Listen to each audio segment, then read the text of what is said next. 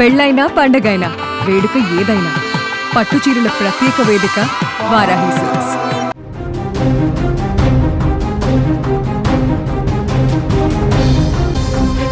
నవమాసాలు మోసి రక్త మాంసాలు పంచి జన్మనిచ్చిన తల్లి బిడ్డకు చిన్న ముళ్ళు గుచ్చుకున్న విలవిలలాడిపోతుంది.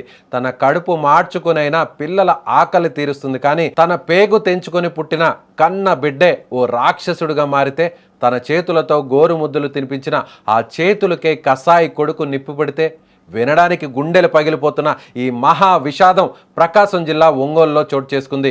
నవమాసాలు మోసిన ఆ మాతృమూర్తి కన్న కొడుకు చేతిలోనే సజీవ దహనమైన ఘటన స్థానికంగా విషాదాన్ని నింపింది. ప్రకాశం జిల్లా ఒంగోలు గద్దలగుంట ప్రాంతానికి చెందిన వెంకట రమణమ్మకు ఇద్దరు కుమారులు. పెద్ద కుమారుడు కిషోర్ బాబు తనతో పాటు గద్దలగుంటలో ఉంటూ మాంసం దుకాణాన్ని నిర్వహిస్తున్నాడు.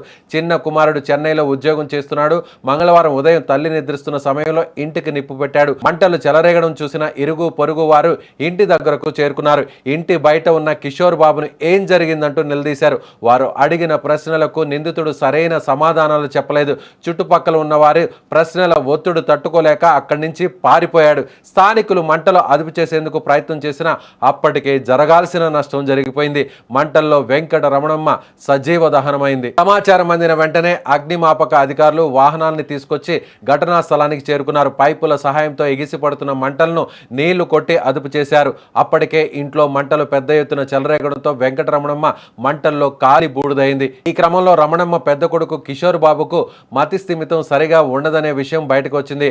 హత్యకు ఇది కూడా ఒక కారణమై ఉంటుందని పోలీసులు భావిస్తున్నారు. హత్యకు గల అసలైన కారణాలు తెలుసుకునేందుకు పోలీసులు ప్రయత్నిస్తున్నారు. కేసు నమోదు చేసుకుని దర్యాప్తు చేస్తున్నారు. కిషోర్ బాబు పారిపోవడంతో అతన్ని పట్టుకునే ప్రయత్నాలు పోలీసులు ఇప్పుడు చేస్తున్నారు.